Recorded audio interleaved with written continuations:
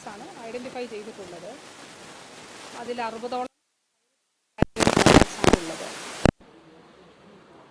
Manjeri medical കോളേജിൽ 30 റൂമുകൾ ക്രമീകരിച്ചിട്ടുണ്ട്. അതോടൊപ്പം കോഴിക്കോട് മെഡിക്കൽ കോളേജിലും ക്രമീകരിച്ചിട്ടുണ്ട്. പേഷ്യൻറ്റിനെ കോഴിക്കോട് മെഡിക്കൽ കോളേജിലേക്ക് ഷിഫ്റ്റ് ചെയ്തിരുന്നു. അപ്പോൾ ഒരു കോണ്ടാക്റ്റ് പോലും വിട്ടുപോകാതെ എല്ലാവരും, ഈ മോൻ കോണ്ടാക്റ്റിൽ വന്നിട്ടുള്ള എല്ലാവരെയും കണ്ടുപിടിക്കുക എന്നുള്ളതാണ്. ഇന്നത്തെ ദിവസം നമ്മുടെ ഫീൽഡിലുള്ള, ഇപ്പോൾ ഓൺലൈൻ മീറ്റിങ്ങിൽ പാണ്ടിക്കാട് നിന്നുള്ള MOയും ആനക്കയത്ത് നിന്നുള്ള MOയും അവിടെ നിന്നുള്ള ഹെൽത്ത് വർക്കേഴ്സൊക്കെ തന്നെ ഈ മീറ്റിങ്ങിൽ പങ്കെടുത്തിരുന്നു. അപ്പോൾ ഇന്ന് അവർ ഫീൽഡിൽ നടത്തിയ വിസിറ്റ്സിൻ്റെയും ശേഖരിച്ച വിവരങ്ങളുടെയും അടിസ്ഥാനത്തിലാണ് ഈ കാര്യങ്ങൾ ഇപ്പോൾ നമ്മൾ ലിസ്റ്റ് ചെയ്തിട്ടുണ്ട് ഉള്ളത്. അല്പസമയത്തിനകം റൂട്ട് മാപ്പ് കൂടി പ്രസിദ്ധീകരിക്കും. ഏതൊക്കെ സ്ഥലങ്ങളിൽ പോയിട്ടുണ്ട് എന്നുള്ളതും. 10-ാം തീയതിയാണ് രോഗലക്ഷണങ്ങൾ ഉണ്ടാകുന്നത്. 11-ാം തീയതി പനി ഉണ്ടായിരുന്നു. അപ്പോൾ ആ രീതിയിൽ ഉള്ള എവിടെയൊക്കെ പോയിട്ടുണ്ട് എന്നുള്ളത് സംബന്ധിച്ച കാര്യങ്ങളും പ്രസിദ്ധീകരിക്കും. ഈ സ്ഥലങ്ങളിൽ ഏതെങ്കിലും ഈ സമയം കൂടി പരമാവധി എഴുതാനായിട്ട് പറഞ്ഞിട്ടുണ്ട്.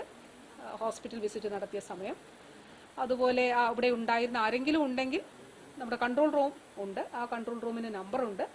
ആ നമ്പറിലേക്ക് വിളിക്കാം. ഒരു തരത്തിലും ഒരു ഭയപ്പെടുകയോ ആശങ്കപ്പെടുകയോ ഒന്നും വേണ്ട.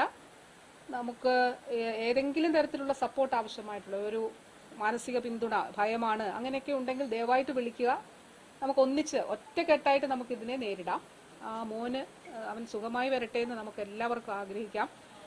അതോടൊപ്പം തന്നെ മറ്റൊരാൾക്ക് കൂടി രോഗമുണ്ടാകാതെ ഇരിക്കട്ടെ എന്നുള്ളതും അതിനു വേണ്ടിയിട്ടാണ് നമ്മൾ ശ്രമിക്കുന്നത്. അപ്പോൾ ഈ ദിവസങ്ങളിൽ നമ്മൾ ശ്രമിക്കേണ്ടത് ഒരു ഇൻഫെക്ഷൻ ഉള്ള ഒരാൾ അല്ലെങ്കിൽ ഇൻഫെക്റ്റഡ് ആയിട്ടുള്ള ഒരാളിൽ നിന്ന് മറ്റൊരാളിലേക്ക് പകരുന്നില്ല എന്നുള്ളത് ഉറപ്പാക്കുക എന്നുള്ളതാണ്. ഇത് സംബന്ധിച്ച് ഡിസ്ട്രിക്ട് അഡ്മിനിസ്ട്രേഷൻ ഇപ്പോൾ ജില്ലാ കളക്ടറുമുണ്ട്, ജില്ലാ പോലീസ് മേധാവിയുമുണ്ട്. ചില തീരുമാനങ്ങൾ എടുത്തിട്ടുണ്ട്. അത് ജില്ലാ കളക്ടർ ഇപ്പോൾ പറയും. അത് കൂടാതെ അപ്പോൾ സ്റ്റേറ്റ് DHS ഇപ്പോൾ ഇവിടേക്ക് എത്തും. ആവശ്യമായിട്ടുള്ള മരുന്നുകൾ, മോണോക്ലോണൽ ആൻറ്റിബോഡി ഞാൻ പറഞ്ഞു, നാളെ രാവിലെ തന്നെ ഇവിടെ എത്തും. മറ്റുള്ളവർക്ക് ഒരു ഹൈ റിസ്ക് കോണ്ടാക്റ്റിലുള്ള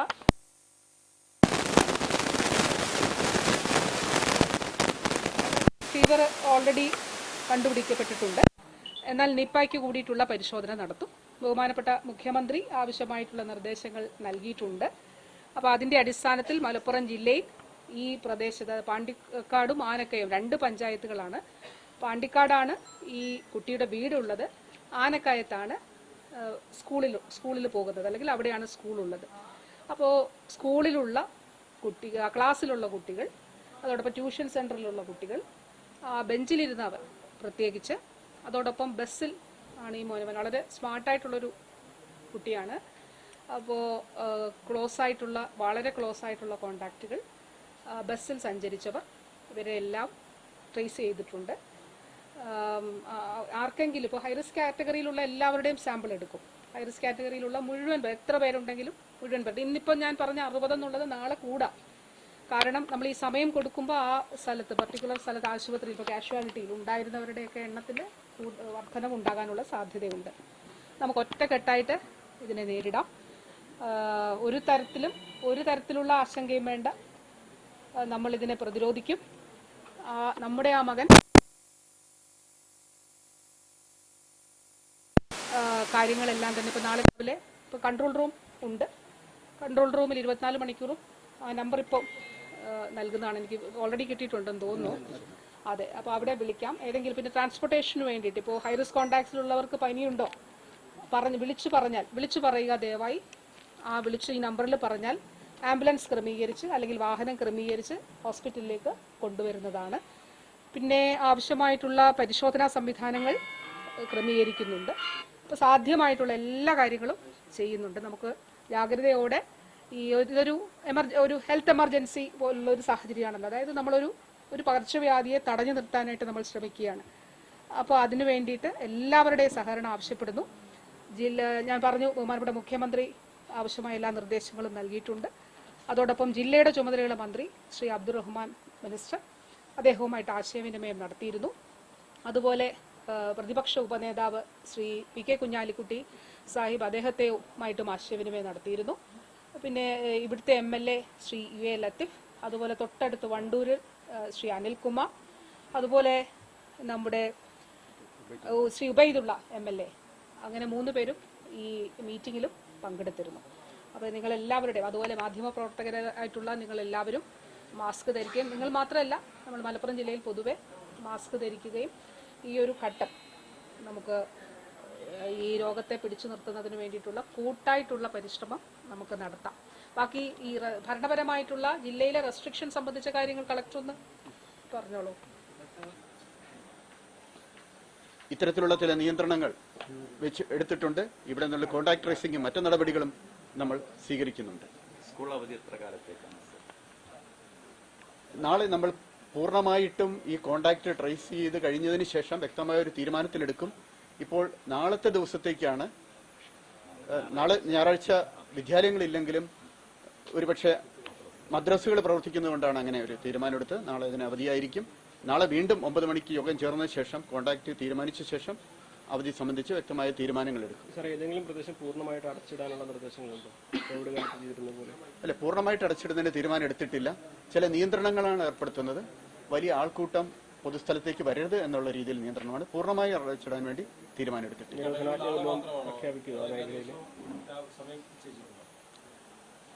ഈ കടകളുടെ സമയം 10 മണി മുതൽ 5 മണി വരെ മാത്രമേ പ്രവർത്തിക്കാൻ പാടുള്ളൂ എന്നുള്ളത് ഇനി ഒരു അറിയിപ്പുണ്ടാകുന്നവരെടുത്ത തീരുമാനമാണ്.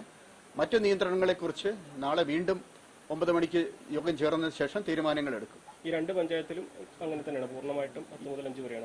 ഈ 2 പഞ്ചായത്തുകളിലും 10 മുതൽ 5 മണി വരെ എല്ലാ വാർഡുകളിലും അല്ലേ? എല്ലാ വാർഡുകളിലും. പരിപാടികളിൽ എത്ര ആൾ വരെ കൂടാം, അങ്ങനെ എന്തെങ്കിലും കണക്ക് പറയാൻ പറ്റുന്നുണ്ടോ? പരിപാടികൾ കൃത്യമായ പങ്കെടുക്കുന്ന ആളുകളുടെ എണ്ണത്തിലൊരു നിയന്ത്രണം നമ്മൾ പറയുന്നില്ല. പക്ഷേ ആൾക്കൂട്ടം ഉണ്ടാകാത്ത രീതിയിൽ പരമാവധി ഇതിനകം തന്നെ ഷെഡ്യൂൾ ചെയ്ത് ബന്ധപ്പെട്ടിട്ട് പരമാവധി കുറച്ച് പേർ പങ്കെടുത്ത് നടത്തണമെന്നുള്ള രീതിയിൽ ഞങ്ങൾ അഭ്യർത്ഥന നടത്തുന്നുണ്ട്. നിരോധനാജ്ഞ എന്തെങ്കിലും മേഖലയിൽ പ്രഖ്യാപിക്കാൻ സാധ്യതയുണ്ടോ? ഇത് നമ്മൾ ഈ ഉത്തരം ഡിസാസ്റ്റർ മാനേജ്മെന്റ് ആക്ട് പ്രകാരവും പബ്ലിക് ഹെൽത്ത് ആക്ട് പ്രകാരവുമുള്ള ഉത്തരവുകളാണ് പുറപ്പെടുവിക്കുന്നത്. CRPC പ്രകാരമുള്ള നിരോധനാജ്ഞ പുറപ്പെടുവിക്കുന്നില്ല. തൽക്കാലം റോഡ് അടയ്ക്കുന്നില്ല. മേഖലയിൽ വാഹനങ്ങൾ ബസ് സ്റ്റോപ്പിൽ നിർത്താൻ പാടില്ല, അങ്ങനെ എന്തെങ്കിലും നിർദ്ദേശങ്ങളുണ്ടോ? വാഹനങ്ങളുടെ ഇതിൽ നിയന്ത്രണമില്ല. പക്ഷേ പൊതുസ്ഥലങ്ങളിൽ സഞ്ചരിക്കുന്നവർ പരമാവധി തിരക്കില്ലാത്ത രീതിയിൽ, വാഹനങ്ങളിലാണെങ്കിലും തിക്കിത്തിരക്കാത്ത രീതിയിൽ സ്പേസ് മാനേജ് ചെയ്ത് വേണം സഞ്ചരിക്കേണ്ടത്. 2 പഞ്ചായത്തുകളും പൂർണ്ണമായി. തിയേറ്ററുകൾ പ്രവർത്തിക്കാൻ പാടില്ല എന്നൊരു തീരുമാനമെടുത്തിട്ടുണ്ട്. ടർഫുകൾ, ജിമ്മുകൾക്ക് പ്രത്യേക നിയന്ത്രണം ഏർപ്പെടുത്തിയിട്ടില്ല. പക്ഷേ തിയേറ്ററുകളിൽ പ്രവർത്തിക്കാൻ പാടില്ല എന്ന് തീരുമാനമെടുത്തിട്ടുണ്ട്. ഹോട്ടലുകളും 5 മണിക്ക് ശേഷം തുറക്കാൻ പറ്റില്ല. ഹോട്ടലുകളും 5 മണിക്ക് ശേഷം തുറക്കാൻ പറ്റില്ല. 5 മണിക്ക് ശേഷം ഹോട്ടലുകളും പ്രവർത്തിക്കാൻ പാടില്ല. സെറ golden diamond, CPA junction, Edavanna. Branded ഉൽപ്പന്നങ്ങൾക്ക് വിലക്കുറവ് വാഗ്ദാനങ്ങളിൽ മാത്രമല്ല, സിഗ്മ ഷോറൂം സന്ദർശിക്കൂ. ഓൺലൈൻ ഷോപ്പിംഗ് വിലയേക്കാൾ കുറവിൽ ഉൽപ്പന്നങ്ങൾ സിഗ്മയിൽ നിന്നും ലഭ്യമാണ്. Sigma electronics gallery. ആഘോഷം ഏതു തന്നെയായാലും ആഭരണം Hiba golden diamonds. Hiba golden diamonds, opposite Federal Bank, Edavanna.